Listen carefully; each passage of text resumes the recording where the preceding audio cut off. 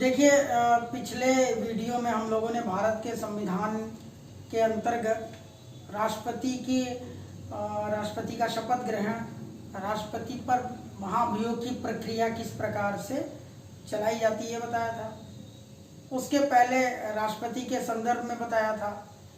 और हमने एक काम और किया है कि जब हर चैप्टर के साथ साथ राष्ट्रपति के कौन कौन से राष्ट्रपति हुए हैं और उनके कार्यकाल के संदर्भ में कि कौन कौन सी घटनाएं उनके कार्यकाल के दौरान हुई हैं, ये सारी चीज़ें हमने आपको बताया। और हर चैप्टर के साथ कुछ राष्ट्रपति, 2 या 3, कभी एक ही राष्ट्रपति के संदर्भ में, उनके कार्यकाल के संदर्भ में आपको जानकारी दे रहे हैं। अच्छा, एक चीज़ और देखिए, पहले तो सबसे पहले मैं बधाई दूंगा, बहुत सारे लोगों का रिजल्ट आया है जो कि प्राथमिक शिक्षा में प्राइमरी टीचर हुए हैं, तो उन सबको मेरी तरफ से बहुत बधाई। अपनी कोचिंग से भी काफ़ी लोगों का सिलेक्शन हो चुका है, तो ये बहुत अच्छी बात है, गर्व का विषय है। अब आइए हम लोग राष्ट्रपति की कार्यपालिका शक्ति के संदर्भ में अध्ययन करते हैं। अगर राष्ट्रपति की शक्तियों के संदर्भ में देखेंगे तो उनकी शक्तियों को हमने 2 भागों में बांटा है या बांटा जा सकता है। एक तो पहला है शांतिकालीन शक्तियां और दूसरा है आपातकालीन शक्तियां। ठीक है, शांतिकालीन शक्तियां और आपातकालीन शक्तियां। अब शांतिकालीन शक्तियों का पहले हम अध्ययन करेंगे। देखिए, जब हम लोगों ने शुरू किया था तो हमने बताया था कि अनुच्छेद 53 के संदर्भ में बताया था कि अनुच्छेद 53 में कहा गया है कि राष्ट्रपति कार्यपालिका के प्रमुख होते हैं। किस अनुच्छेद में? अनुच्छेद 53। ये इसमें कहा गया कि राष्ट्रपति कार्यपालिका के प्रमुख होते हैं, यानी कार्यपालिका संबंधी सारी शक्तियां राष्ट्रपति में निहित होती हैं, है ना। अब आइए कि इसके बाद अनुच्छेद 74 बहुत इंपॉर्टेंट अनुच्छेद है। राष्ट्रपति कार्यपालिका के संदर्भ में जितनी नियुक्तियां करते हैं वो अनुच्छेद 74 के तहत करते हैं। इसमें सारी नियुक्तियां आती हैं कार्यपालिका के से संबंधित। कौन कौन सी? प्रधानमंत्री और मंत्रिपरिषद की नियुक्ति करते हैं, सभी राज्यों के राज्यपालों की नियुक्ति करते हैं। इसके अलावा संघ लोक सेवा और संयुक्त राज्य लोक सेवा आयोग के अध्यक्ष और सदस्यों की नियुक्ति करते हैं। राज्य लोक सेवा आयोग के नहीं, राज्य लोक सेवा आयोग के अध्यक्ष और सदस्यों की नियुक्ति राज्यपाल करेंगे। इसके अलावा भारत के सर्वोच्च न्यायालय और सभी उच्च न्यायालय के न्यायाधीशों की नियुक्ति राष्ट्रपति द्वारा की जाती है। महान्यायवादी, CAG, ये सारे पद राष्ट्रपति द्वारा नियुक्त किए जाते हैं। इसके अलावा दिल्ली और पौंडीचेरी के मुख्यमंत्रियों की नियुक्ति राष्ट्रपति द्वारा की जाती है। सारे राज्यों के राज्यपालों की नियुक्ति उस राज्य के राज्यपाल द्वारा की जाती है। लेकिन दिल्ली और पौंडीचेरी 2 केंद्र शासित प्रदेश हैं जिनके मुख्यमंत्रियों की नियुक्ति राष्ट्रपति करते हैं। अब यहाँ पर हम लोग देखते हैं कि प्रधानमंत्री और मंत्रिपरिषद की नियुक्ति कैसे होती है या किनको करते हैं। तो अब आप देखिए, इसको अनुच्छेद 74, अनुच्छेद 53 आपने देख लिया। देखिए, राष्ट्रपति कार्यपालिका के प्रमुख होते हैं तो नियुक्तियां भी करेंगे। ये आपका हो गया संसद। हमने आपको बताया था कि संसद, ये चीज तो हम हर बार आपको बताएंगे। ये हो गया लोकसभा, ये राष्ट्रपति और ये हो गए राज्यसभा। ठीक है ना। संसद अनुच्छेद 79 फिर से लिख दे रहे हैं ताकि बार बार रिपीट करने में आपको याद रहेगा। अब देखिए, प्रधानमंत्री किसको नियुक्त करेंगे? तो प्रधानमंत्री जो होते हैं वो लोकसभा के बहुमत दल के नेता होते हैं।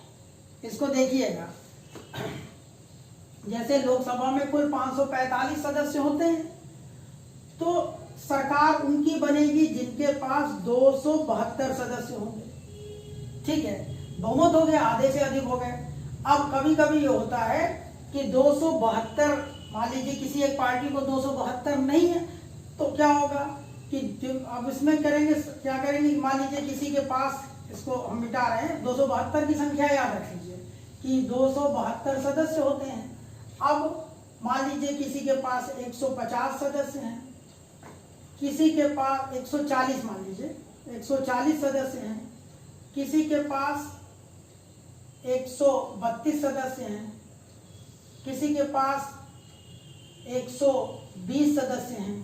ठीक है, इस तरीके से सदस्यों की संख्या हम कैलकुलेशन नहीं कर रहे हैं, आगे पीछे आप देख लीजिए।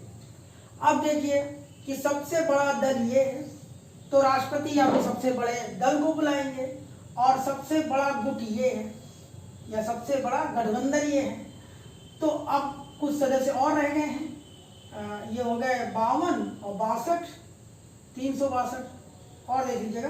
तो इसमें क्या होता है कि अब सबसे बड़े ये किन्हीं लोगों से समर्थन करके अलग गुट बना लें, 30 सदस्य और हो जाएं, तो इनके पास हो जाएंगे 272, और या फिर ये किसी से गठबंधन कर लें या सबसे। तो यहाँ पर कंडीशन ये होती है कि सबसे बड़े दल को भी बुला सकते हैं और सबसे बड़े गुट को भी बुला सकते हैं। क्या ये सरकार बनाइए?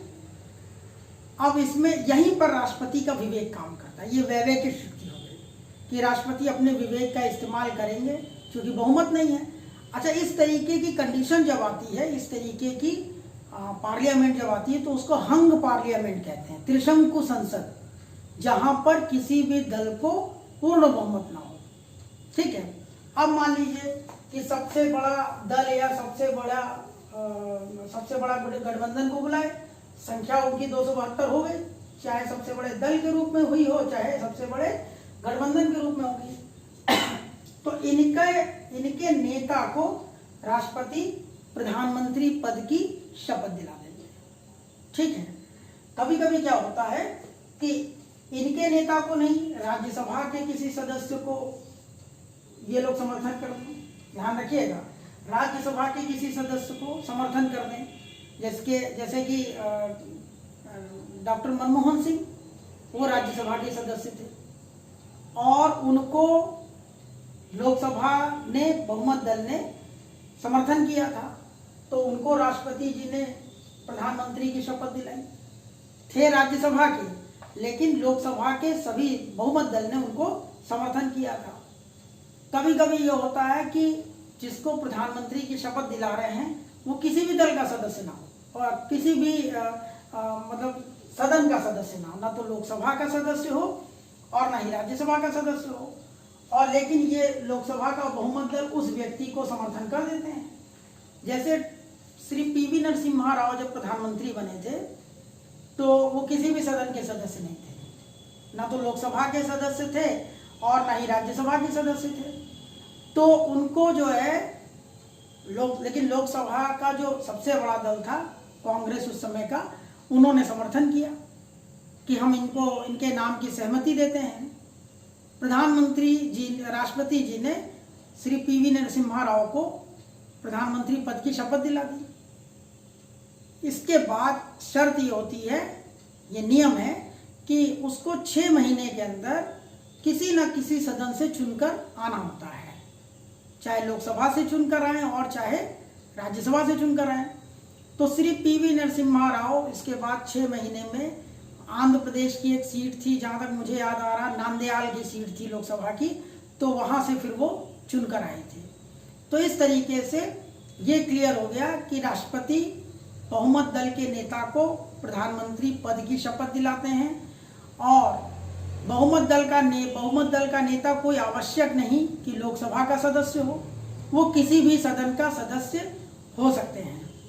और अगर किसी भी सदन के सदस्य नहीं हैं तो भी लोकसभा के बहुमत दल ने उनको समर्थन कर रखा है, तो फिर उसके लिए शर्त ये होती है कि 6 महीने के अंदर किसी न किसी सदन से चुनकर आना होता है।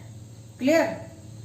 ये समझ लीजिए। अब देखिए प्रधानमंत्री की सलाह पर मंत्रिपरिषद की भी नियुक्ति करते हैं, मंत्रिपरिषद के सदस्यों को शपथ ग्रहण कराते हैं।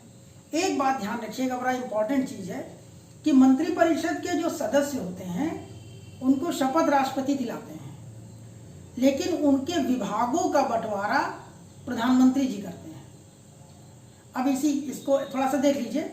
जैसे अभी हाल में मध्य प्रदेश में वहां के राज्यपाल ने मंत्रिपरिषद को शपथ दिलाई, मुख्यमंत्री और मंत्रिपरिषद को, तो उनको मंत्रियों के रूप में शपथ दिलाई थी, विभाग के मंत्री के रूप में नहीं, क्योंकि विभागों का बंटवारा करना मुख्यमंत्री का विशेषाधिकार होता है।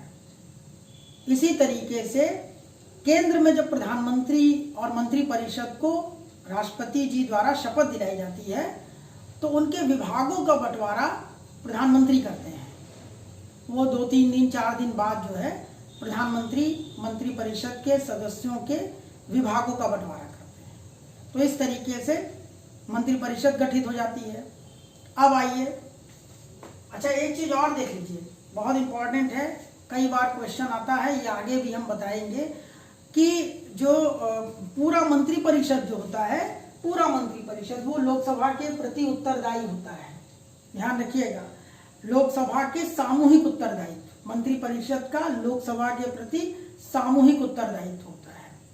यानी कि पूरा मंत्रिपरिषद लोकसभा के प्रति उत्तरदायी होता है, लेकिन अकेला एक मंत्री राष्ट्रपति के प्रति, है ना। इसीलिए राष्ट्रपति जो नियुक्तियां करते हैं तो कुछ पद प्रसाद पर्यंत होते हैं, जैसे राज्यपाल, राज्यों के राज्यपाल, महान्यायवादी और मंत्री, ये राष्ट्रपति के प्रसाद पर्यंत होते हैं, राष्ट्रपति की इच्छा अनुसार होते हैं। आप देखिए कि जैसे क्या होता है, सरकार जब बदली तो राज्यों के राज्यपाल भी बदल जाते हैं, महान्यायवादी भी बदल जाते हैं। तो इस तरीके से, और मंत्री भी कहा जाता है कि राष्ट्रपति के प्रसाद पर्यंत अपने पद पर रहते हैं।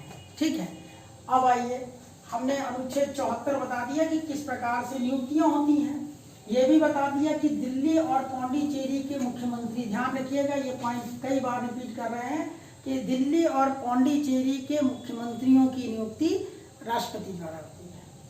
अनुच्छेद 74 हो गया। अब एक अनुच्छेद इससे रिलेटेड है, बहुत ज्यादा इंपॉर्टेंट है, और इसको आप लोग देख लीजिए। अनुच्छेद 75, ये क्वेश्चन क्लास में बच्चे कई बार पूछते रहते हैं। अनुच्छेद 75 में क्या होता है कि मंत्रियों के संदर्भ में जो जानकारी है, मंत्रियों के कार्यों के संबंध में, मंत्रिपरिषद में सदस्यों की संख्या कितनी होगी, ये अनुच्छेद 75 में बताया गया है। इसके लिए देखिए, एक संविधान संशोधन 2003 में किया गया, 2003 में संशोधन किया गया था, 91वां संविधान संशोधन।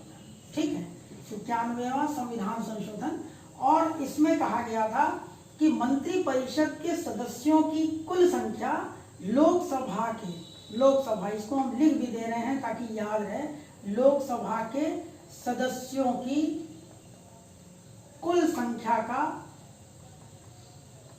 1/15, ध्यान रखिएगा, ये 91वां संविधान संशोधन 2003 में किया गया, और उसमें यह निर्धारित किया गया कि मंत्रिपरिषद में सदस्यों की अधिकतम संख्या कितनी होगी। तो ध्यान रखिएगा, मंत्रिपरिषद के सदस्यों की अधिकतम संख्या लोकसभा के कुल सदस्य संख्या का 1/15 होगा। ठीक है, तो ये अनुच्छेद 75 में कहा गया है। अब देखिए अगला अनुच्छेद 77, बहुत इंपॉर्टेंट अनुच्छेद। इसमें क्या होता है, अनुच्छेद 77 अनुच्छेद 77 देखिए क्या होता है। अनुच्छेद 77 में जो ये सारी बातें हम कर रहे हैं ना, कि राष्ट्रपति, प्रधानमंत्री और मंत्रिपरिषद की सलाह पर काम करेंगे, ये बात अनुच्छेद 77 में कही गई है। इस प्रकार अनुच्छेद 77 बहुत सारी चीजें क्लियर कर देता है। क्या क्लियर कर देता है? इसका मतलब ये हो गया कि राष्ट्रपति हमारे संवैधानिक प्रमुख हैं, और संवैधानिक और समस्त कार्यपालिका संबंधी शक्तियां उन्हीं में निहित है। ये तो अनुच्छेद 53 में हो गया। लेकिन वास्तविक शक्ति किसके पास है, वो अनुच्छेद 77 से क्लियर होता है, जब ये कहा जाता है कि राष्ट्रपति प्रधानमंत्री और मंत्रिपरिषद की सलाह पर काम करेंगे। यहीं से क्लियर हो जाता है कि वास्तविक शक्ति प्रधानमंत्री और मंत्रिपरिषद के हाथों में होती है, और ये अनुच्छेद 77 में कहा गया है। तब फिर कैसे, तो आगे देखिए अनुच्छेद 78 देख लीजिए। अनुच्छेद 78 देख लीजिए। अनुच्छेद 78 में क्या कहा गया? अनुच्छेद 78 में कहा गया है कि भाई प्रधानमंत्री राष्ट्रपति को समय समय पर मंत्रिपरिषद की या कार्यपालिका संबंधी जो कार्य हुए हैं उनसे अवगत कराएंगे। आप अक्सर देखते होंगे कि पेपर में निकलता है कि प्रधानमंत्री महोदय गए राष्ट्रपति महोदय से शिष्टाचार वश मुलाकात की, तो वो उसके पीछे कारण ये होता है कि प्रधानमंत्री राष्ट्रपति को यानी कि संवैधानिक प्रमुख को कार्यपालिका संबंधी जो भी कार्य हुए हैं उनकी जानकारी देते हैं, और ये अनुच्छेद 78 में कहा गया है। एक बात और ध्यान रखिए, जैसे हमने आपको बताया सारी चीजें, कुछ पद बताया ना कि वो राष्ट्रपति के प्रसाद पर्यंत होते हैं। कौन कौन से?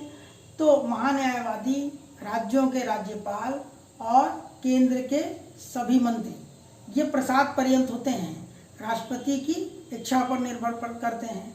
लेकिन और लोगों का कार्यकाल होता है, जैसे CAG, उनके हटाने की प्रक्रिया भी आगे हम आपको बताएंगे। इसी तरीके से आपके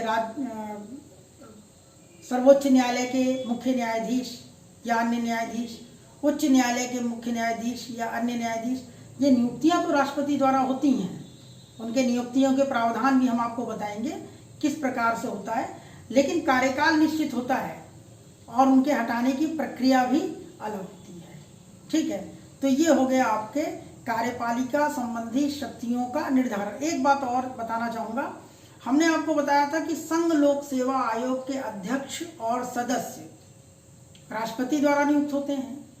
इसी तरीके से संयुक्त राज्य लोक सेवा आयोग के अध्यक्ष और सदस्य राष्ट्रपति द्वारा नियुक्त होते हैं। 3 चीजें होती हैं, संघ लोक सेवा आयोग, संयुक्त राज्य लोक सेवा आयोग और राज्य लोक सेवा आयोग। संघ लोक सेवा आयोग ये पूरे देश के लिए नियुक्तियां करता है, राज्य लोक सेवा आयोग अपने राज्य के लिए नियुक्तियां करते हैं। संयुक्त राज्य लोक सेवा आयोग ये क्या होता है? तो ये होता है कि 2 या 2 से अधिक राज्यों के लिए जो लोक सेवा आयोग गठित होता है वो संयुक्त राज्य लोक सेवा आयोग होता है। तो इसको देख लीजिए, सबसे ऊपर संघ लोक सेवा आयोग, ठीक है, इसका दिल्ली में है।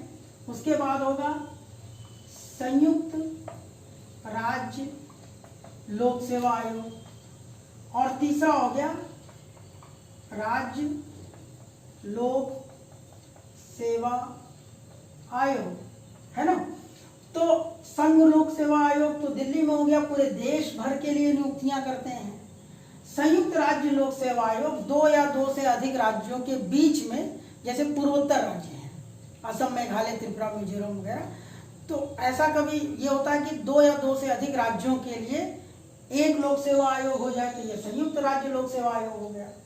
और तीसरा राज्य लोक सेवा आयोग हर राज्य के लिए होता है। तो इनके ऊपर वाले जो दोनों हैं, इनके अध्यक्ष और सदस्यों की नियुक्ति राष्ट्रपति द्वारा की जाएगी। राज्य लोक सेवा आयोग जो होते हैं, इनके अध्यक्ष और सदस्यों की नियुक्ति राज्य के राज्यपाल द्वारा की जाती है, मतलब जिस राज्य का है उस राज्य के राज्यपाल द्वारा। इसका बहुत ज़्यादा अध्ययन तो आगे हम करेंगे पूरा डिटेल में। अभी फिलहाल जब नियुक्ति की बात आ रही है तो इन दोनों का ऊपर का संघ लोक सेवा आयोग और संयुक्त राज्य लोक सेवा आयोग के अध्यक्ष और सदस्यों की नियुक्ति राष्ट्रपति द्वारा की जाएगी, और इनको हटाएंगे भी तो भी राष्ट्रपति द्वारा हटाया जाएगा। ये चैप्टर आपका हो गया है, कार्यपालिका संबंधी शक्तियाँ। बहुत अच्छे से तैयार करिएगा, हमारी तरफ से पूरा प्रयास है कि इसको आप इस लेक्चर से ही तैयार हो जाए। अब आ जाइए, राष्ट्रपति महोदय के बारे में भी हम लोग 1-1, 2-2 बता रहे हैं। आज हम लोग बताएंगे, मैं बताऊंगा या हम लोग पढ़ेंगे राष्ट्रपति वीवी गिरी के बाद श्री फखरुद्दीन अली अहमद राष्ट्रपति बने। श्री फखरुद्दीन के पहले राष्ट्रपति डॉक्टर राजेंद्र प्रसाद, दूसरे डॉक्टर सर्वपल्ली राधाकृष्णन, तीसरे डॉक्टर जाकिर हुसैन, चौथे श्री वीवी गिरी और पांचवें श्री फखरुद्दीन अली अहमद। देखिए, श्री फखरुद्दीन अली अहमद हमारे पांचवें राष्ट्रपति जी थे। इनका कार्यकाल क्या था? श्री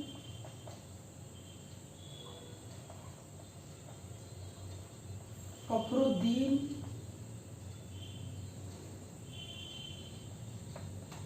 अली अहमद।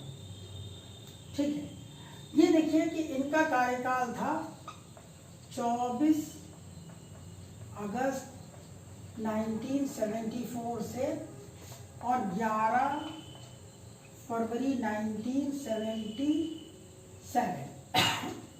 ठीक है, देखिए अब इनका 1974 में 24 अगस्त 1974 को ये राष्ट्रपति बने श्री वीवी गिरी के कार्यकाल के बाद। ये दूसरे ऐसे राष्ट्रपति थे जिनकी कार्यकाल के दौरान ही मृत्यु हुई थी। ये असम से थे और असम से चुनकर आते थे और ये 2 बार असम में मंत्री रहे और 2 बार केंद्र सरकार में मंत्री रहे। एक बार पंडित नेहरू के कार्यकाल के दौरान और एक बार श्रीमती इंदिरा जी के कार्यकाल के दौरान। जब ये राष्ट्रपति बने 1974 में, इनके कार्यकाल पे एक बड़ी घटना हुई थी और वो क्या था कि 25 जून 1975 को 25 जून 1975 को भारत में अनुच्छेद 352 के तहत आपातकाल लगा था। इसके पहले 2 बार लग चुका था, तो तीसरी बार जो आपातकाल है वो अनुच्छेद 352 के तहत लगा था। और श्री फखरुद्दीन अली अहमद के क्या इंपॉर्टेंट था? इस बार जो आपातकाल लगा था वो आंतरिक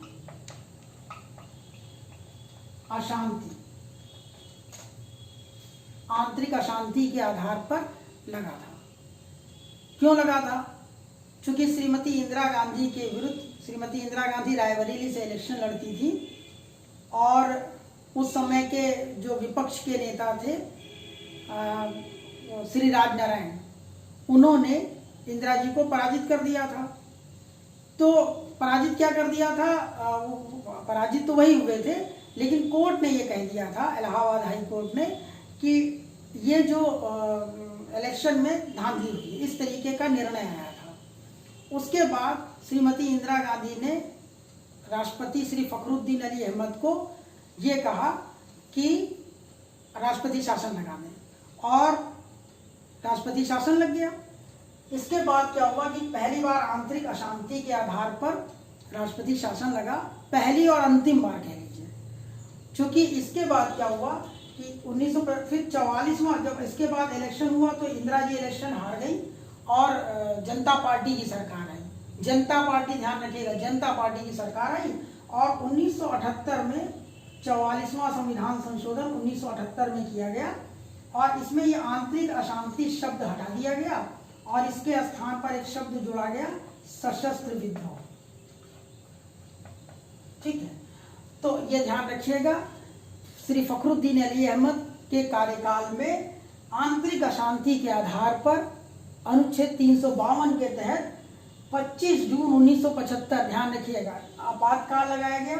किस आधार पे? आंतरिक अशांति के आधार पर। और उसके बाद आपातकाल जब समाप्त हुआ तो इसके बाद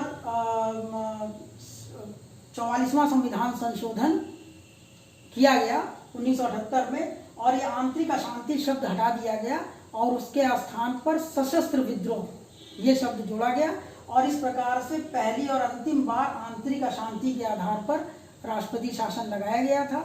ये बहुत इंपॉर्टेंट है और इसको ध्यान रखिएगा, ये श्री फखरुद्दीन अली अहमद के कार्यकाल में लगाया गया था। आज के लिए बस इतना ही। मुझे उम्मीद है कि आप अच्छे से पढ़ रहे होंगे। धन्यवाद।